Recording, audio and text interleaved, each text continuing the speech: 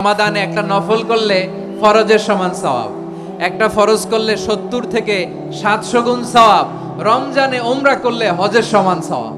এই রমাদানুল মুবারকে আমাদের কি করণীয়, কি বর্জনীয়, what to do and what not to do, এই টপিকসের উপর কিছু কথা আপনাদের সামনে উপস্থাপন করব ইনশাআল্লাহ। ওমা তাওফীকি ইল্লা বিল্লাহ। আল্লাহ তাআলা ইরশাদ করছেন, শাহরু রমাদানাল্লাযী أنزل فيه القرآن هدى للناس وبينات من الهدى والفرقان। আল্লাহ বলেন রমাদান এমন একটা মাস যে মাসে কোরআন নাজিল করা হয়েছে, আর এই কোরআন হচ্ছে বিশ্ব মানবের জন্য পথ নির্দেশিকা, হেদায়েতের সুস্পষ্ট বর্ণনা এবং সত্য মিথ্যা পৃথক করার আসমানি মানদণ্ড রূপে জামিনে আমাদের জন্য কোরআন নাজিল করেছে কে? আওয়াজ করে বলেন তো, আল্লাহর নাজিল করা এই কোরআনে কোনো ভুল আছে? সন্দেহ আছে? সংশয় আছে? বিয়ন্ডলেস, বাউন্ডলেস, বটমলেস এমন কিতাব যেটা পড়ে গবেষণা করে এর তথ্য, উপাত্ত, ইনফরমেশন, লেসন নিয়ে শেষ করা যায় না। সুবহানাল্লাহ।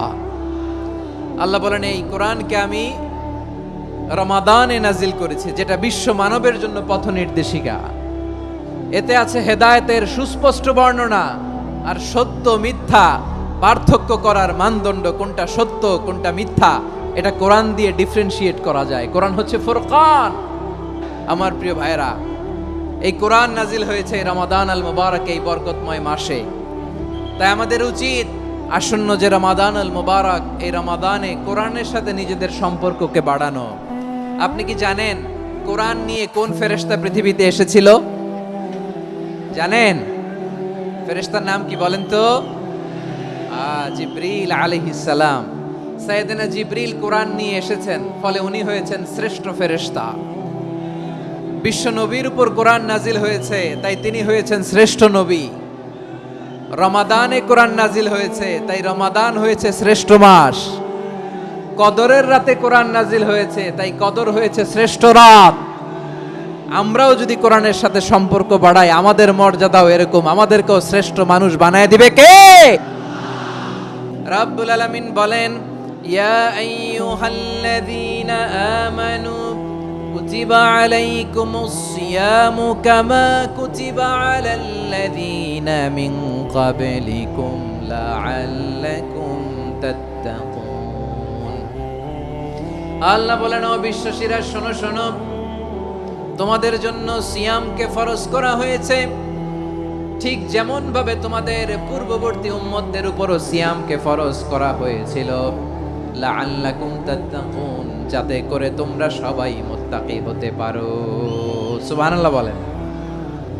রমাদানের রোজা, ইফতারি, সিয়াম, ইবাদত সব কিছুর মধ্য দিয়ে আপনাকে খেয়াল করতে হবে যে লাআল্লাকুম তাত্তাকুন, এই স্ট্যান্ডার্ড এটা অ্যাচিভ হচ্ছে কিনা আমাদের, যাতে করে তোমরা মুত্তাকি হতে পারো, আল্লাহ ভীরু হতে পারো। তাকওয়া, এটা হচ্ছে the essence of Islam. What is তাকওয়া? তাকওয়া মানে কি? তাকওয়ার সংজ্ঞা অনেকে অনেক ভাবে দিয়েছেন। আমি সরাসরি সাহাবাদের কাছ থেকে একটা সংজ্ঞা আপনাদের শোনাচ্ছি। ওমরে ফারুক রাদিয়াল্লাহু তাআলা আনহু উবাই ইবনে কাব রাদিয়াল্লাহু তাআলা আনহুকে জিজ্ঞেস করেছিলেন, ইয়া উবাই মা হুয়া তাকওয়া, হে উবাই তাকওয়া কি? তাকওয়া কাকে বলে? উবাই ইবনে কাব তিনি প্রশ্নের উত্তর না দিয়ে উনিও আবার প্রশ্ন ছুড়লেন। তিনি বললেন, ইয়া আমিরাল মুমিনিন আমা সালাকতা তরিকান যা শাউক, আপনি কি কাঁটাযুক্ত রাস্তা দিয়ে মরুভূমিতে কখনো হেঁটেছেন? যে রাস্তার চারদিকে ক্যাকটাস, গুলমলতার কাঁটা, হেঁটেছেন? ওমরে ফারুক বললেন, নাম হেঁটেছি, বালা হেঁটেছি। কাইফা আমিলতা, কিভাবে হেঁটেছেন? ওমরে ফারুক বললেন, শাম্মারতু ওয়াজতাহাতু, আমি আমার জামা, জুব্বা আর চাদর আটোসাটো করে গায়ের সাথে এমন ভাবে মিলিয়ে রেখেছি, এমন সাবধানে হেঁটেছি যাতে করে মরুভূমির ক্যাকটাসের গুলমলতার কাঁটা আমার গায়ে বিঁধে না যায়। উবাই ইবনে কাব বললেন, ফাযালিকা হুয়া তাকওয়া, আরে তাহলে আপনি তো ঠিকই জানেন তাকওয়া মানে কি, এটাই তো তাকওয়া। ওই রাস্তা দিয়ে যেভাবে হেঁটেছেন, পুরো দুনিয়ার জিন্দেগিটা এইভাবে সাবধানে চলার নামই হচ্ছে তাকওয়া। চিল্লায় বলো ঠিক কিনা? এই দুনিয়াতে পাপ পঙ্কিলতা থাকবে, শয়তানির হাতছানি থাকবে, অপরাধ প্রবণতা থাকবে, নফসের খায়েশ থাকবে, অন্যায়ের হাতছানি থাকবে, সব কিছুকে দলে মুচড়ে পেছনে ফেলে সাবধান হয়ে এই দুনিয়ার সিরাতুল মুস্তাকিমের পথে চলতে হবে। যেই রাস্তা শুরু হয়েছে দুনিয়াতে, শেষ হয়ে গিয়েছে আল্লাহর জান্নাতের ভেতরে। চিল্লায় বলেন ঠিক কি না? আমার প্রিয় চাপাই নবাবগঞ্জের ভাইয়েরা, এটার নামই তাকওয়া। উবাই ইবনে কাব বললেন, ও আমিরুল মুমিনিন, ওই কাঁটাযুক্ত গুল্মলতার রাস্তার মধ্যে ঠিক যেমনি সাবধান হয়ে আপনি হেঁটেছেন, এই দুনিয়ার বুকে ওই সাবধান হয়ে চলার নাম হলো তাকওয়া। সুবহানাল্লাহ। তাকওয়ার শুধু দুইটা নমুনা আপনাদের সামনে পেশ করব, আপনাদের ক্লিয়ার হয়ে যাবে। একটা নমুনা তো দিলাম, আরেকটা নমুনা, সেটাও ওমরে ফারুক রাদিয়াল্লাহু তাআলা আনহুর জীবনী থেকে। উনি ছিলেন ন্যায়পরায়ণ শাসক। রাত্রিবেলা প্রজাদের কি হাল হাকিকত, কি অবস্থা, ঘুরে ঘুরে প্যাট্রোলিং করতেন পুলিশের মতো। সারা রাত তিনি ঘুরেছেন কার কি অবস্থা দেখে, শেষ রাতে তিনি ফিরে আসতেছেন। তিনি থাকতেন, সহিহ বুখারীতে এসেছে, কানা ইয়াসকুনু ফি আওয়ালিল মদিনা, মদিনার উঁচু এলাকায় থাকতেন। তো ফিরে আসার সময় উনি একটা প্রাচীর বেষ্টিত ঘরের পাশে দুইজন নারীর কথোপকথন শুনতে পেলেন। একজন বৃদ্ধা, একজন যুবতী। উনি কান লাগিয়ে শুনতে পাচ্ছেন। বৃদ্ধা মা, ওমরে ফারুক কাউকে দেখতে পাচ্ছেন না, শুনতে পাচ্ছেন। বৃদ্ধা মা তার যুবতী মেয়েকে বলে, এই তাড়াতাড়ি উটের দুধ দহন করে উটের দুধের সাথে পানি মিশাও, তাইলে কালকে বাজারে মদিনায় বেশি দামে বিক্রি করা যাবে, লাভ হবে অনেক। বৃদ্ধা মহিলা এটা বললেন। যুবতী মেয়ে উত্তরে বলে, মা আপনি জানেন না আমিরুল মুমিনিন খলিফাতুল মুসলিমিন ওমরে ফারুক দুধে পানি মিশানোকে দণ্ডনীয় অপরাধ বলে ঘোষণা দিয়েছে, জানেন না? এবার বৃদ্ধা মহিলা বলে, আরে পাগলি, এই ভোর রাতে আমিরুল মুমিনিন ওমরে ফারুক আসবে কোত্থেকে? উনি আসবে কোত্থেকে? ওনার পাইক পেয়াদা সিকিউরিটি আসবে কোত্থেকে? কেউ দেখবে না। আরে কেউ দেখবে না, তাড়াতাড়ি দুধের সাথে পানি মেশাও। এই কথা যখন মা বলেছে, যুবতী মেয়েটা চমৎকার একটা উত্তর দিয়েছে। তিনি বলেছিলেন, ইয়া উম্মি, ও আমার মা, লাউলা রাআ উমর লা রাআ রব্বু উমর। ও আমার প্রিয়তমা মা, আপনি ঠিকই বলেছেন, গভীর রাতে ওটের দুধে পানি মিশালে ওমর দেখবে না, কিন্তু মা খেয়াল রাখবেন, ওমর যদি নাও দেখে, ওমরের রব কিন্তু দেখে। চিল্লায় বলেন ঠিক কি না? দিস ইজ কল্ড তাকওয়া। এজন্য রব্বুল আলামিন বলেন, লা তুদরিকুহুল আবসার ওয়া হুয়া ইউদরিকুল আবসার ওয়া হুয়াল লাতীফুল খাবীর। তিনি এমন সত্তা, দুনিয়ার কোন চোখ তাকে দেখে না, কিন্তু দুনিয়ার সবগুলো চোখকে, সব মানুষের অ্যাক্টিভিটিসকে আরশের উপর থেকে সব কিছু মুহূর্তে মুহূর্তে দেখতে পান কে? তাহলে তাকওয়া কারে বলে বুঝতে পারছেন? দুনিয়াতে সাবধানে চলার নাম তাকওয়া। কেউ দেখে না, কিন্তু আল্লাহ দেখে। এই সেন্স, এই জবাবদিহিতার ভয়, দ্য সেন্স অফ অ্যাকাউন্টেবিলিটি, এই সেন্স নিজের মধ্যে গ্রো করার নাম হচ্ছে তাকওয়া। আর এই সিয়াম পালন করার প্রাইম অবজেক্টিভ অফ সিয়াম হচ্ছে লাআল্লাকুম তাত্তাকুন। আওয়াজ করে বলেন, লাআল্লাকুম তাত্তাকুন। আমার প্রিয় ভাইয়েরা, এই আসন্ন রমাদান, এটা এমন এক বরকতের মাস, যে মাসে আমরা নিজেদের নাফসের উপর নিয়ন্ত্রণ প্রতিষ্ঠা করি। সারা বছর নাফস আমাদেরকে নিয়ন্ত্রণ করে, আর রমাদানে আমরা নাফসকে নিয়ন্ত্রণ করি। কথা বুঝতেছেন? সারা বছর নাফস আমাদেরকে নিয়ন্ত্রণ করে। এই যে এখন আমার খেতে মনে চাইলে যে খেজুর রাখা, আমি খেজুর খেতে পারবো, নাটস আছে, বাদাম খাইতে পারি।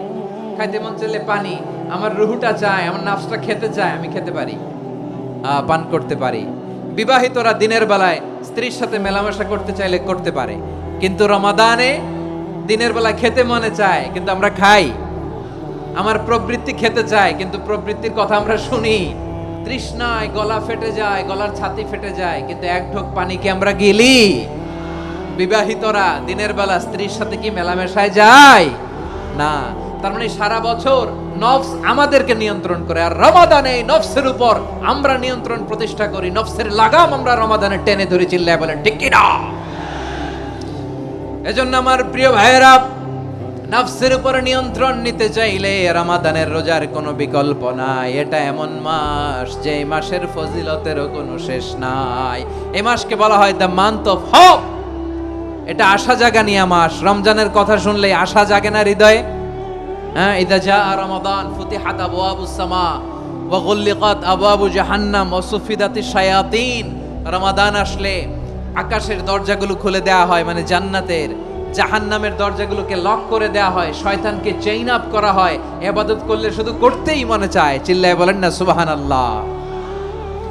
রমজানে ইবাদতে যেই মজা পাওয়া যায় সারা বছর অন্য কোনো মাসে এই মজা আপনি পান? কারণ রমজানে ইবাদত করলে সওয়াবও বেশি, ইবাদতের একটা পরিবেশ থাকে, ঠিক কিনা বলেন? অন্য মাসে ইবাদত করলে এর সওয়াব পাওয়া যায় গাণিতিক হারে, রমজানে ইবাদত করলে সওয়াব বাড়তে থাকে জ্যামিতিক হারে। সুবহানাল্লাহ কইবেন না?